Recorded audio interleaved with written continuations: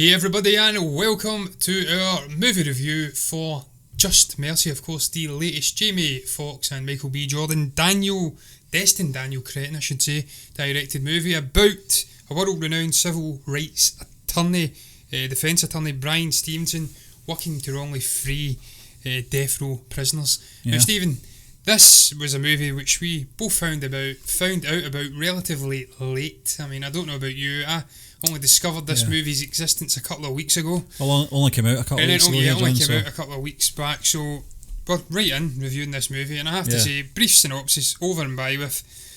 I mean, I'll try and loosely follow the synopsis here, but just a wonderful movie again from Michael B. Jordan. I've been following this guy for so long now, all the way back to the likes of Fruitvale Station. He's such an incredible actor. He can do so many different roles, from Creed all the way through to Killmonger to this. And then also Jamie Foxx. This guy doesn't star in enough movies for me, and you see that in the intro. Yeah. Just a cool guy, man. It doesn't matter which era he seems to get thrust back into. What you do with him in terms of aesthetics, he's got a moustache, which has got no right looking cool, but the man looks cool. But then he's wrongfully arrested, and that really kicks off what we see in this movie. What was your thoughts on that introduction? It was almost inevitable when he gets pulled over by the cops. You know what's going to happen before it happens. These are racist cops deep down in Alabama, in the deep south. They're not much fans of people of colour down there. No. Certainly not back in those days. I think that's period. I think that's probably in 1980s. 87, I think 87 it was, the movie started off in. So yeah, I mean, what did you make of that introduction? Seeing Jamie Foxx being wrongly incarcerated, if you'd like. John, just like you said, we saw this part coming, you know, and I think for most of the film, you do see a lot of things playing out the way you predict them to, but you've got to remember the film is based on true events, so there's not going to be many dramatic Hollywood twists and turns in this. You know, it's a sort of play-by-play, you know, events of what happened back then, and it's also based on the book from Bryan Stevenson as well, called Just Mercy. So I mean, this was the opening shots were really good. I felt you know, the cutting down the trees, him looking up to the sky through the trees that were still, you know, hanging about, would play obviously a big part later on in the film, which we'll get into. But I thought it was a nice opening shot. Showed you that this guy was an honest working man. That was important. The shot did read, John, of the you know, the barrier that the police had put up, which was shot at night, was originally supposed to be shot during the day, but I think there was you know, a massive storm, a heavy storm during the production of this, which held them up for about 4 or 5 hours. They ended up shooting it at night, which I felt... It worked better for me. It worked better, but I felt... my initial thought was he's had, you know, a long travel since, you know, he was cutting down the trees. It's now dark, you know, but there was a reason for that. And as you said, it does play out the way you expect, you know, the interrogation of, you know, this guy and obviously the police and... the corrupt sheriff. You know, and it just kind of sets up what you're in for. One of the things that I felt throughout the movie was anger. I was very frustrated watching this film, not because it was a bad storyline or anything like that, just the treatment, you know, and what was going on. You know, you do find yourself getting emotionally caught up in films like this, very much like The Hurricane, you know, from a few years back. And it's just, it's interesting, it's very important, especially today, to, you know, really show you know, the relevance of this, is, you know, you've put down in the notes here, John, institutionalised racism. Absolutely. And this is what this is, you know, and that we'd like to think this has went away, but sadly it's not. No, sadly not, Stephen. I do say that, the poignancy and relevance in today's society, I think it's still equally as relevant. Also, this is a movie which is set in relatively modern times. It starts off in the 80s, but then we get a time jump. We also see Bryan Stevenson. He's gone in. He's this young sort of green-nosed, I think he was Harvard student, Harvard educated, and he goes and tries to help out a death row inmate. I think he's like a sort of intern. He's relaying information to him. And we get this guy's insight already. He's shocked by the fact that this is someone just like him, and it could happen to anybody. You know, it's just an unfortunate situation that's befallen this guy. And then it jumps again. We see him, he's graduated, he goes off, and he's decided he wants to go and help out death row inmates, and he meets up with Brie Larson's character. They're kind of doing a think it's a free law service thing that they don't pro have bono, to pro bono. They don't have to play or pay for the legal aid and whatnot.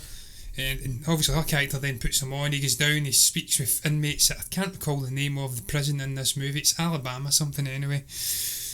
And he has to get that strip search. And immediately I've spoke about this as well. I'm jumping ahead a little bit here, but it's okay. It's a combination of his introduction, and then you speak about being angry in this movie. Right away, you're angered by the treatment of this guy, a promising young lawyer, and he's forced to go in and strip search because he's black. I think the guy actually asked him, I wrote it down, are you really a lawyer? And he says, yes I am. Then I think he says, attorneys aren't strip search for legal visits. Well, you ain't going to visit shit if you don't strip. And it's just, that little guy, he actually redeems himself as the movie goes on, that guard. But immediately you're like, this guy's a shit, I want to hook him.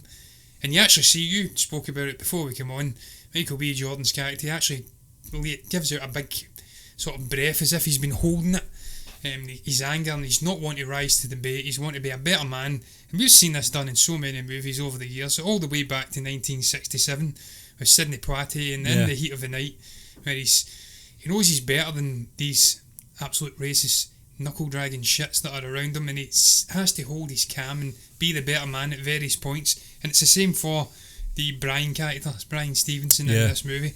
What was your thoughts on his introduction into the story?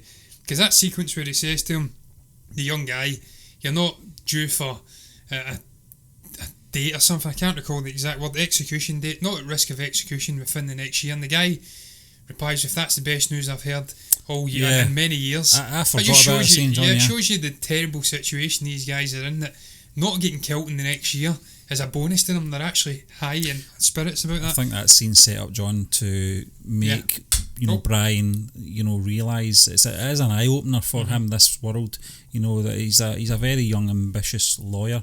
When he's exposed to these chaps in the prison, certainly that initial one, I think that was set up that way to really bring home just the sort of situation with these convicts, and I think the whole introduction to him was great. And you're right, John, those scenes where he had to Michael B. Jordan his character had to compose himself, it wasn't just the once, it was maybe about 3 or 4 times throughout the film. It was very subtly done, but Michael B. Jordan, being the fine actor he is, he does it. It doesn't overdo it in any way.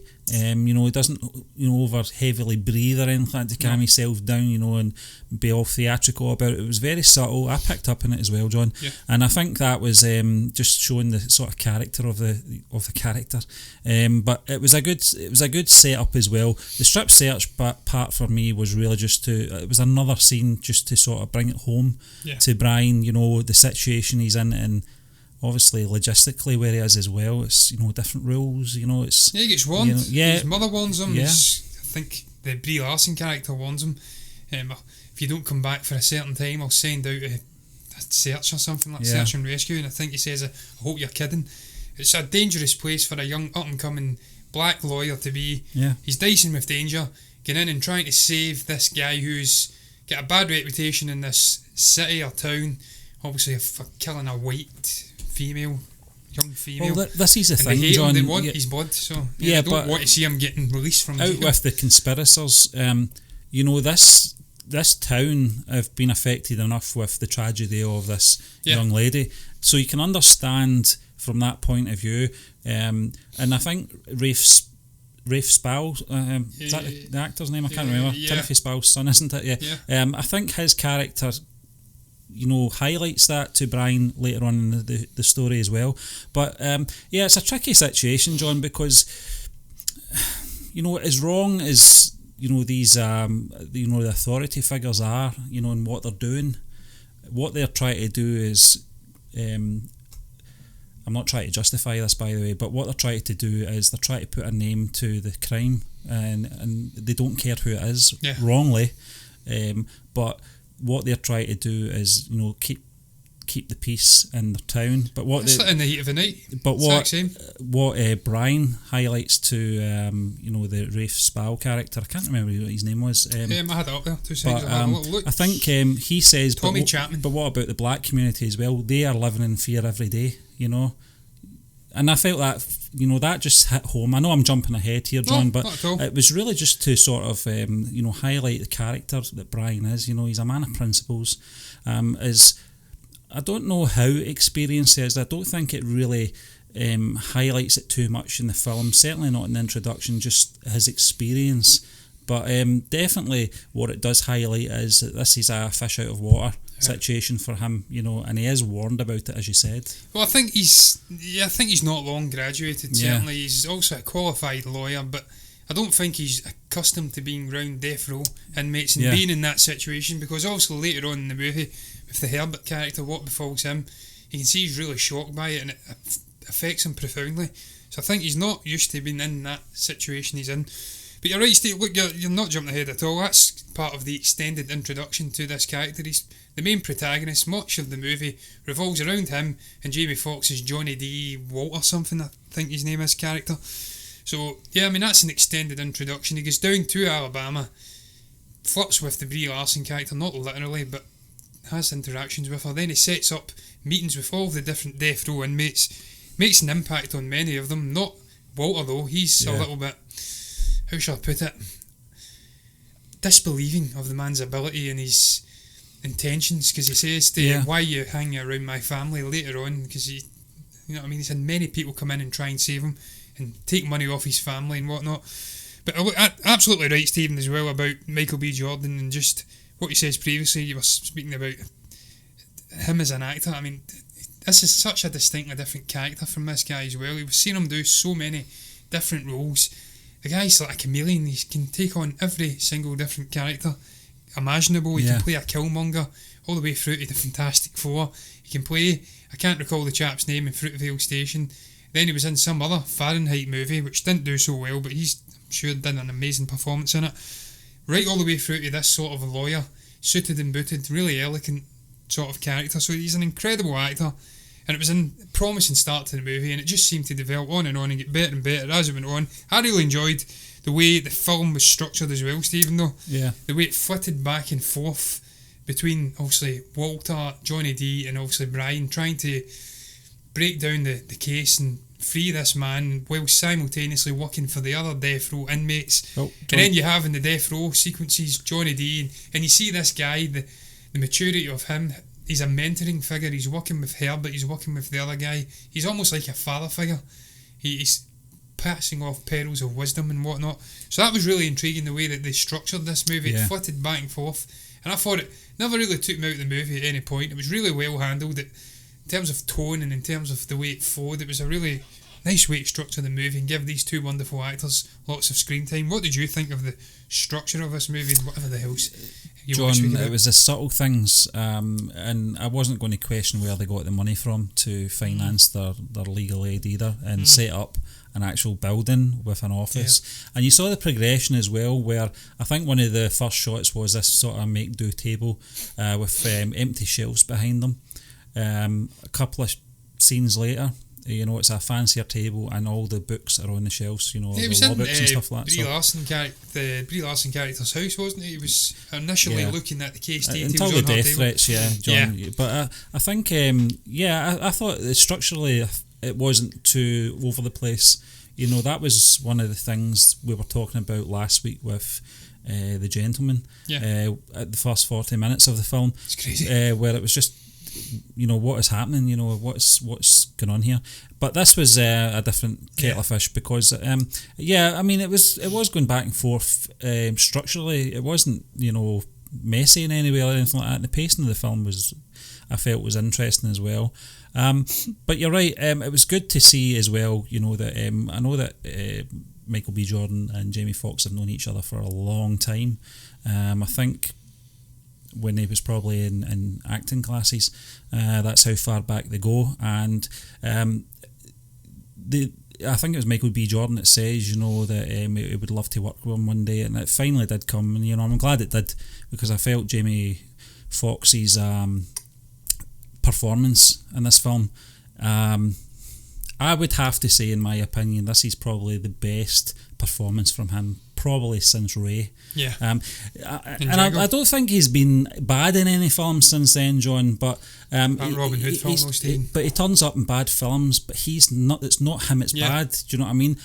What I mean by that is, you look at the likes of Collateral. That was the first film I was introduced to the one with Tom Cruise. Yeah, that was a great movie. You know, and then Ray followed that up.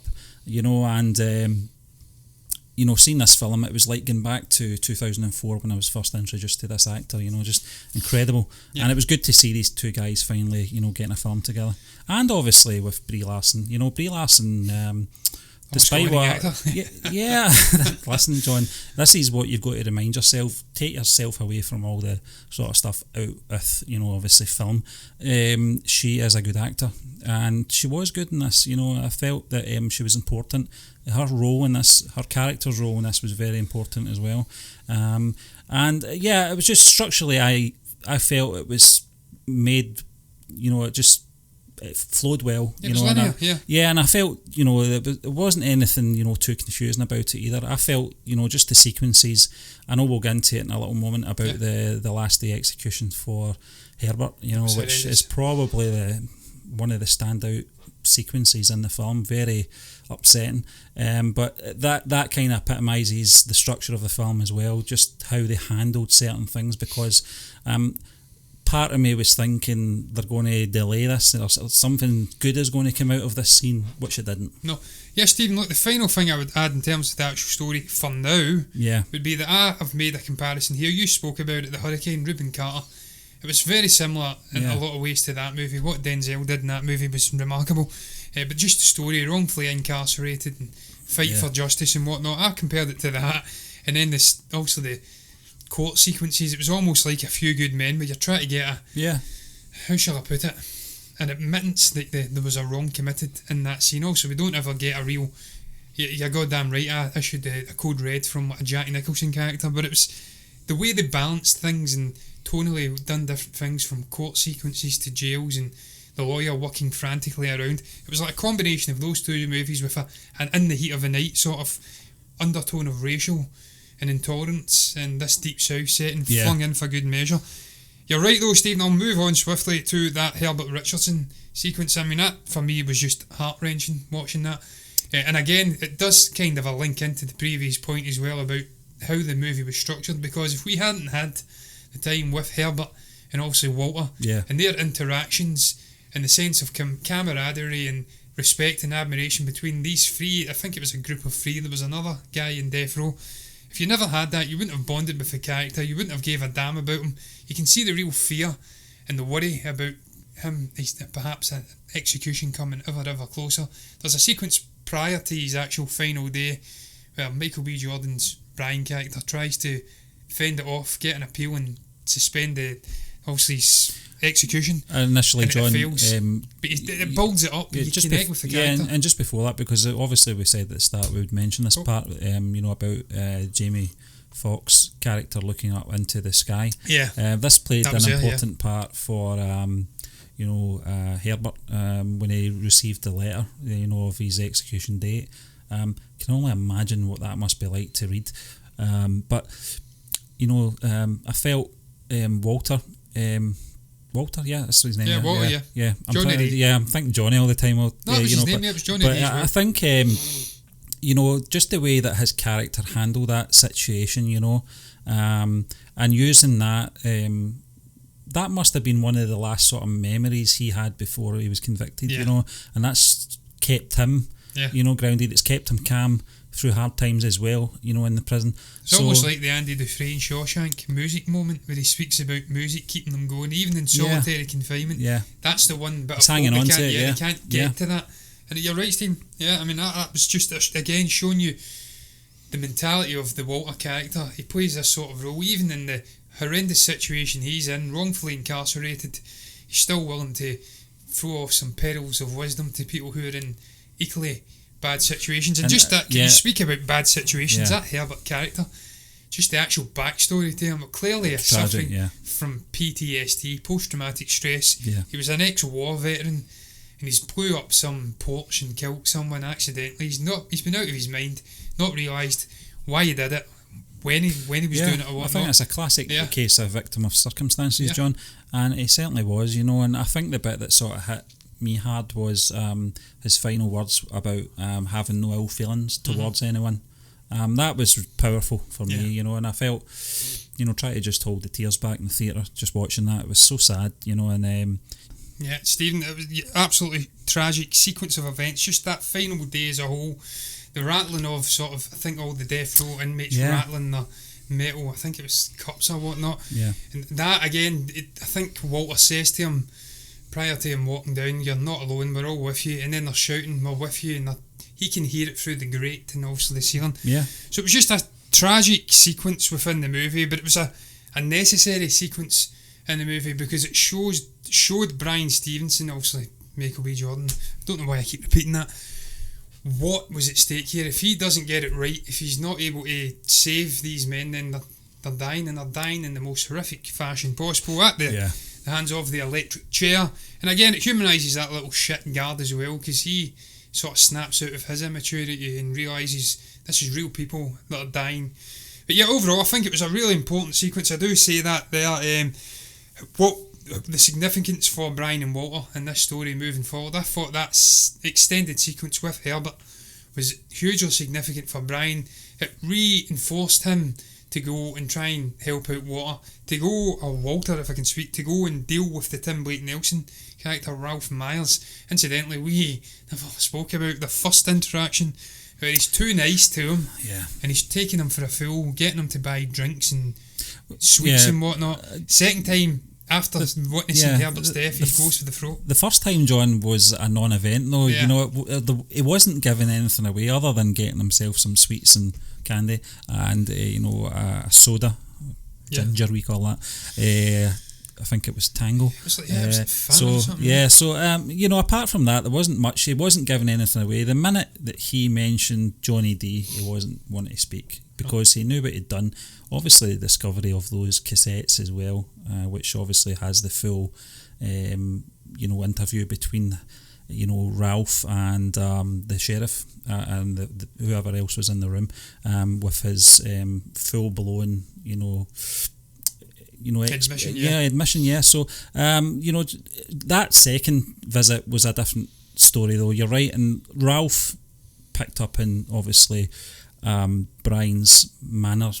The second time around had changed. He wasn't going in there try to be nice and try and get answers out of him. He knew he was against time by this point after what happened to Herbert, and I thought it was a great scene. Tim Blake Nelson once again, John.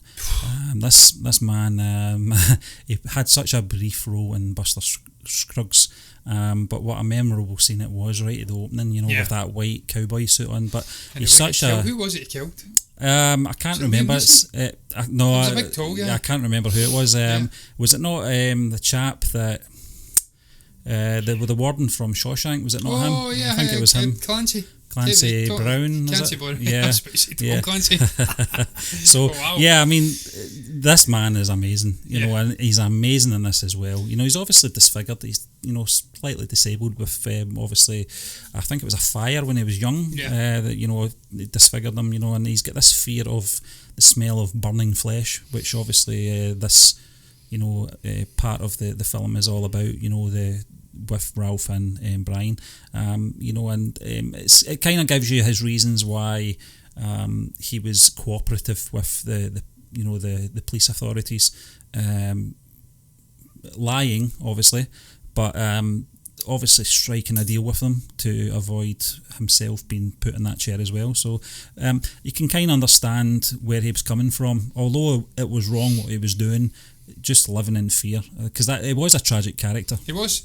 Yeah, Stephen, look, that actual whole story, I don't think we actually touched upon it. It was revealed prior to the actual interactions between Brian and Ralph. I think the guy's name is, I always forget that name, for some strange reason, that he was involved in implicating, obviously, Johnny D and wrongfully incarcerating him. He offered a false story and obviously put him in jail, and he worked in collaboration with the sheriff character, who was a little shit, whose name eludes me at the moment. I hated that guy. And then obviously they discover that his story's not adding up. It's a complete nonsensical chain of events, if you like, and he goes off and interviews him. But you're absolutely right about Tim Blake Nelson. I mean, what a performance from this guy. He was in maybe 3 scenes in the whole movie, nearly stole the show from Michael B. Jordan and Jamie Foxx, but didn't quite, because those two guys are just magnificent when they're on their A game. That I don't want to say they're better than Tim, because they're not, but they're on an even standing, and they certainly had much more of a story to do their magic. But this guy, in these sequences, the first sequence where he's essentially taking the piss out of Brian, he's telling him to get him sweets and drinks, and he's running rings around him. Second sequence, when he goes back and interviews him once again, he unveils a sort of poignant, tragic layer to the character, that he has had some horrendous things. And I think Brian says to him, look, you've got more in common with Walter than you have with these sheriffs and whatnot. They're using you. Yeah. And they were, John, you're right. It was such a tragic figure, Ralph. And you're right, Tim Blake Nelson, as good an actor as he is, John, I think using him, in brief scenes seems to work better. It does, yeah. He's one of these actors, very much like Steve Buscemi. When he has such limited time on any film, he always makes every second count. And he is in the same sort of mould as Steve Buscemi, Tim Blake Nelson. He's just one of these guys that it doesn't matter how long he's on the screen for. The little ticks as well. Yeah, he's just a fantastic actor, and I like the character as well. Especially in the courtroom scenes, John, which I think we should go on to now, because this was sort of the I was going to say the turning point. We all thought it was the turning point of the story, but basically fell on deaf ears, and it showed you the corruption. Absolutely. And what was going on behind the scenes, or we didn't see behind the scenes, John, but from just his admission, I liked the subtleness of Brian having to stand between Ralph and the sheriff, because the eye contact between Ralph and the sheriff was intimidating for Ralph, and Brian knew that. So what he did was he shifted himself round to the other side of the stand with his back turned to the sheriff, blocking the view of the sheriff. It was almost symbolic as well. Yeah, exactly. He's coming in to right the wrongs. It seemed to give Ralph this courage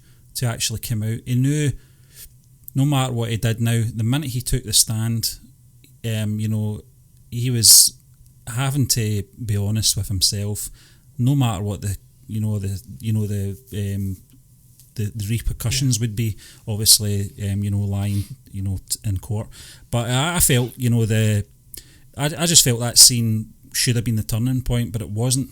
Yeah, no, Stephen, it was an extended sequence. I thought it was going to be, I mean, obviously watching it in the theatre, you're not privy to running time, so you don't know that this is not the end of the movie. So when you're watching it, you're thinking, this is it, building to a crescendo, he's going to be freed. It's absolutely clear that this man is innocent. It's an absolute farce, a racist sort of stitch-up, if you like. But then also he goes away to ponder over the new information and evidence. This corrupt judge, I'm going to call him. I could say something else. Yeah. Then he comes back and delivers a judgment that nope, there's coercion involved, which was a joke, because there was obviously heavy coercion involved with Ralph prior to Walter being imprisoned. Yeah. So that was an absolute joke as well. There but was a it scene, doesn't free him. There was a scene before that as well, John. Just after they came out of the court, there was a scene where that officer allowed Walter's family to come over to the van just to see him, and it just felt like the circumstances and their hope was there. Everything was seemed to be turning for the better finally.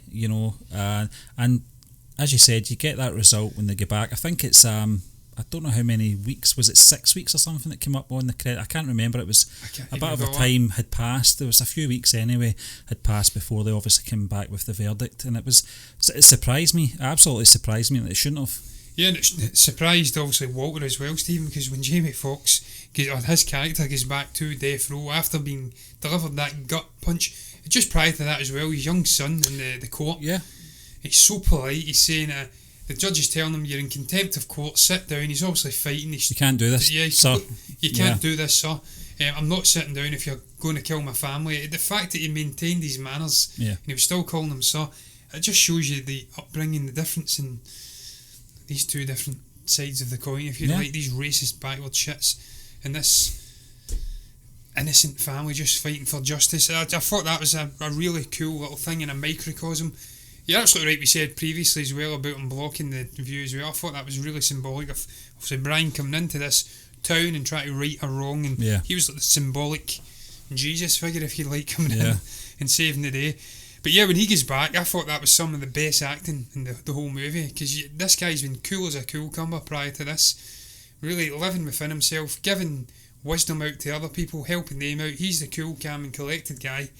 But when he goes back and realises that, look, I'm never going to get justice here, even when it's laid out and it's clear as day that it's a farce, they're still putting me back on death row, I'm going to die no matter what. And you see all the emotions flooding out, he's fighting with the guards and whatnot. I think later on he's given photographs of his family. And it's just a real tragic, poignant scene, and again it just shows you Jamie Foxx, what this guy can do. You spoke about it earlier on, the man is just incredible. Going back to the likes of Collateral, Ray, Django, he doesn't do enough movies, this guy. About Django, he really doesn't do enough movies, and he has to act more because he's just simply sublime. But I know he's a busy guy, he does producing and music and whatnot. He sings, So, but what did you make of that sequence, that acting from Jamie Foxx? I think that again just humanises the character even more. You bond with him, the situation he's in, and again, I think deflation, John. I think even that word's an understatement. Just it just seems like he's given up at this point. I always felt that Brian had a challenge on his hand, and his first victory was convincing Walter to pursue an appeal to the courts. And I always felt that those first interactions with them was key, and that shows the great acting abilities of Michael B. Jordan, how he delivered the character, and how he came across, to the Walter character as well, in winning him over. I think he talked about his own sort of personal tragedies, didn't he? His dad, I think it was, I can't remember. And it was a sort of bonding moment between both of them. They came from the same sort of environment, essentially a mud track. Yeah, exactly. Steve, that's something I got through the entire movie. These two guys, there was a sort of, how shall I put it, a bonding between the two, because I think Brian realised that Walter could have been Brian if situations hadn't played out the way they did. Both incredibly intelligent, grounded people. One's been really unfortunate to be stitched up for a crime he didn't do, and now I think that's what really fueled Brian to try and get him out of death row. And I think because there's a real connection. You see it at the end as well. They've got real similarities to two those, characters. Those scenes, when he delivered that blow, many a man would have gave up by that point. And I think it was it showed you the strength within the character, to keep fighting for another day. But I just felt that.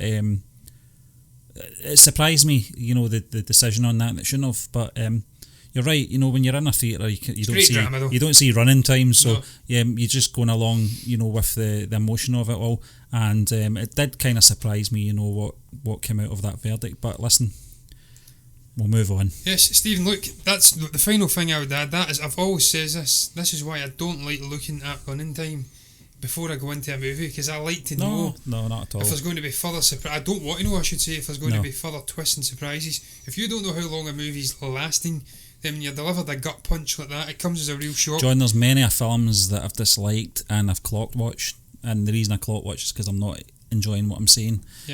When a film takes you into that world, the last thing in your mind is running times. You just want to experience it as long as possible. Absolutely. That's how I don't understand people's beef with 3-hour films. Films that are over that. It doesn't matter if the film has got a good story to it. It doesn't really matter how long it lasts. Whether it be an hour and a half or 3.5 hours, it doesn't really matter.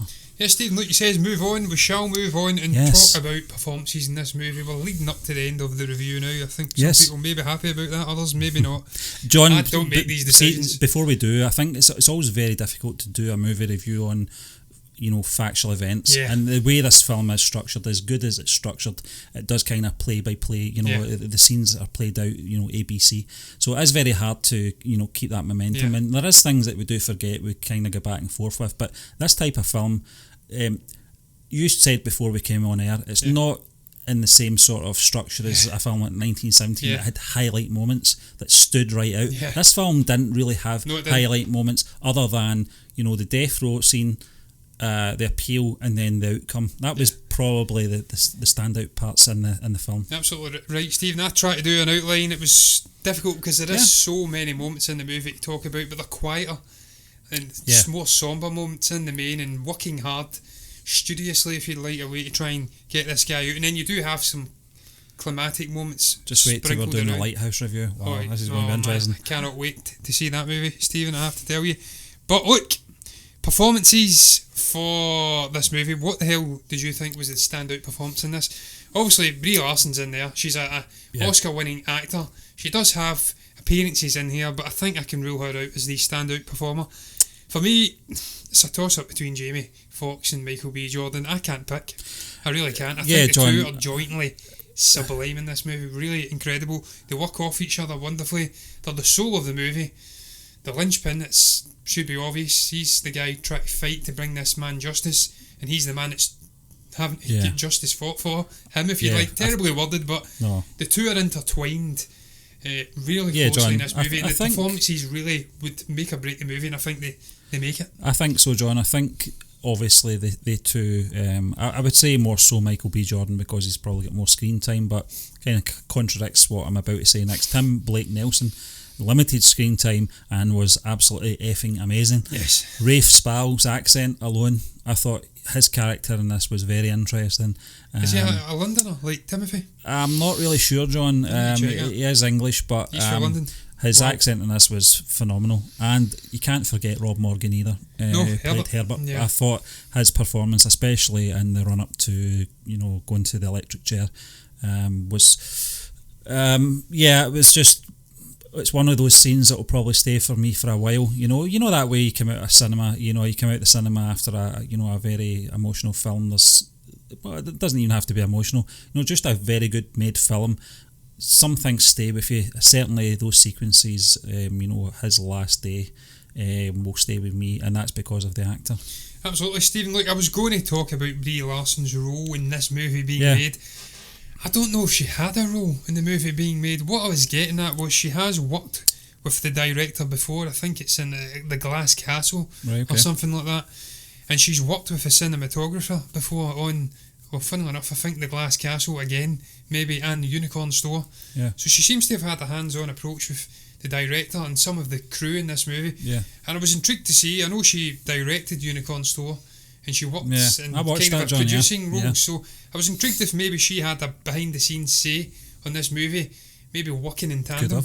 I don't know if she did. I was going to bring that up, but I don't think there's anything to it really. So I think we'll probably just move onwards to the next point. It's all about the score and just the other technical points in this movie.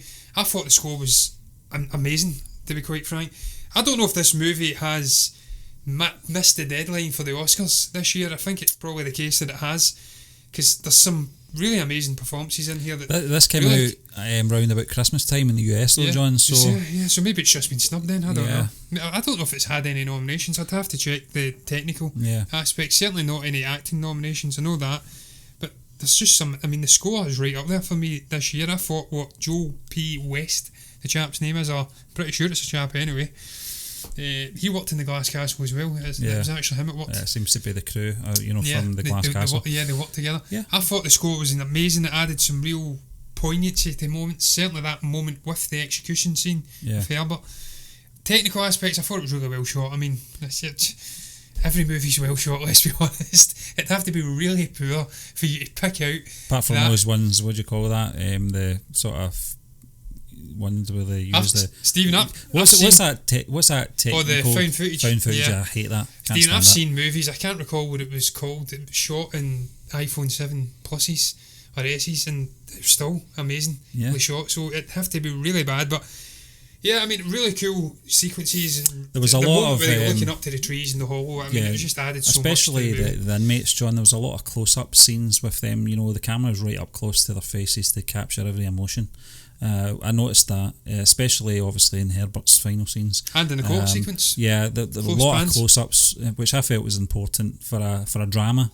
Of this ilk, I felt it was important to capture the emotions of the actors.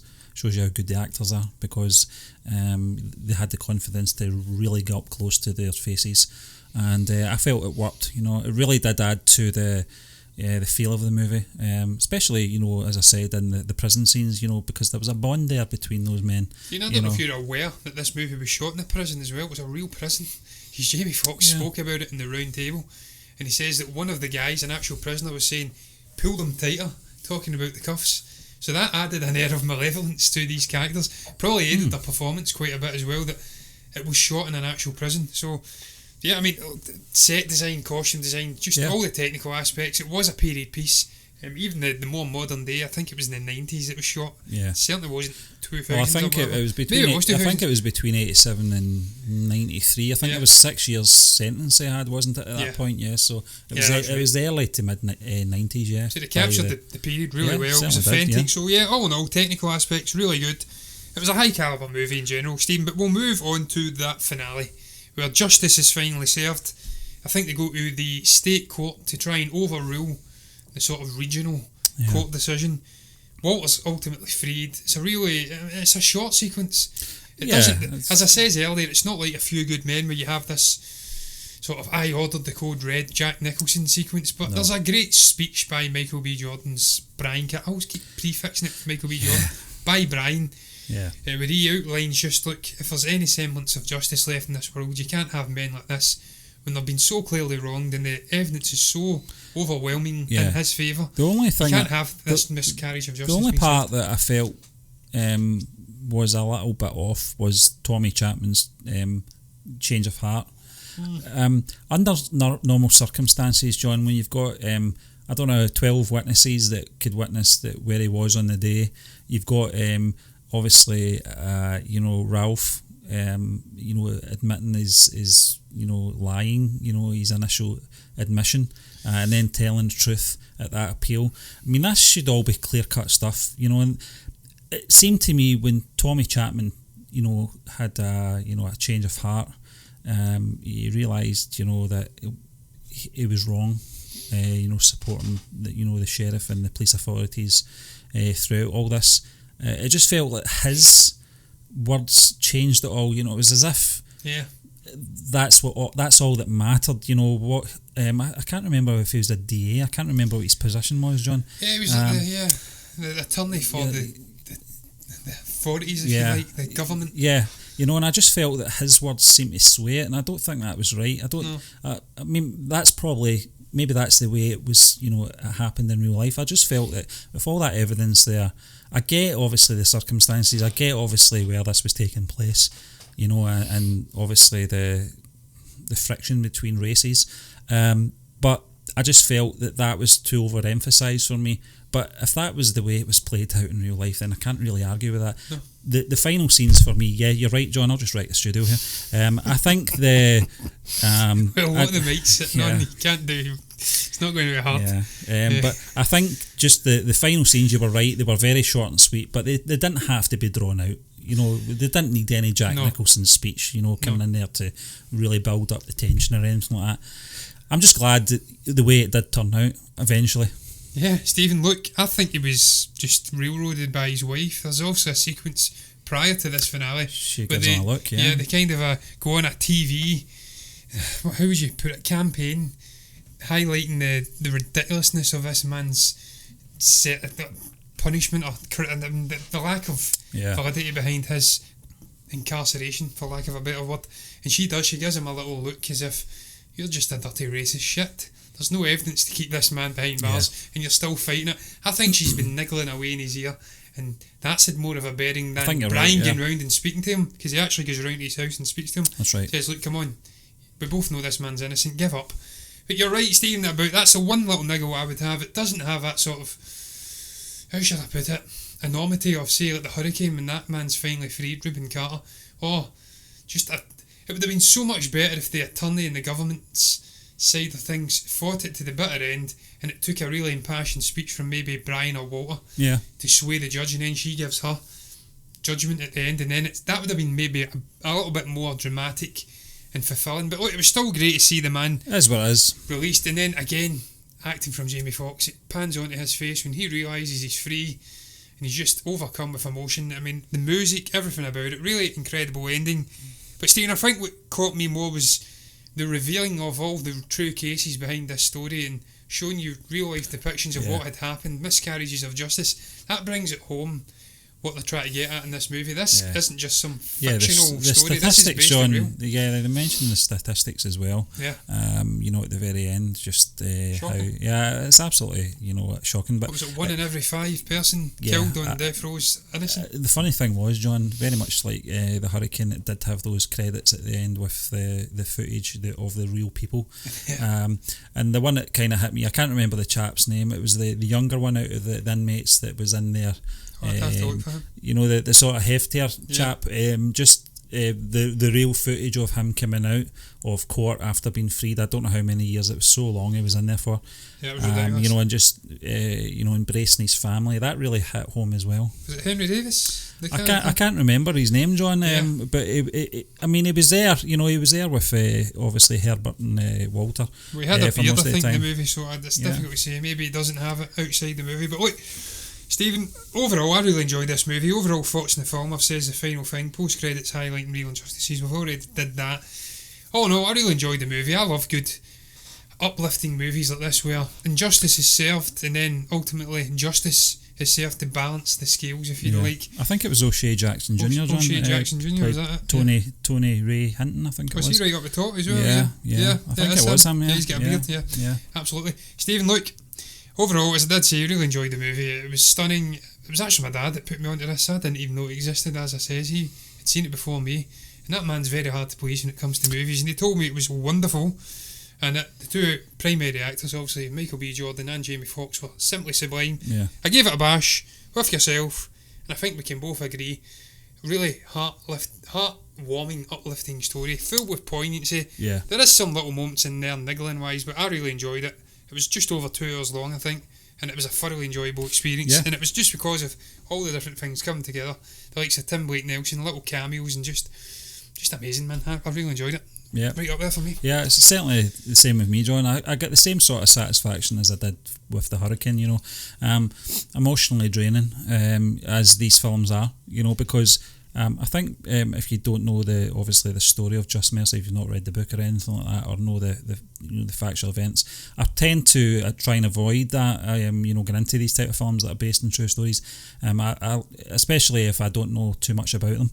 And it did it for me because I felt it was fulfilling. It was tragic. It was real life events. The bonding of these characters as well was very important, and as you said, John, it was a top-notch cast as well, performed well, just like we said before. Michael B. Jordan and Jamie Foxx, outstanding. Absolutely, Stephen. But look, guys, that is going to round up today's review. If you have anything to say, if you've seen Just Mercy, do you agree with us, disagree? If you've got anything to say at all, you can comment below and let us know what your thoughts are down below in the comment section. You can also like the video if you've enjoyed it, and you can subscribe to the channel if you're enjoying the content. And if you do, then you see us again for reviews, goddamn reactions, everything in between.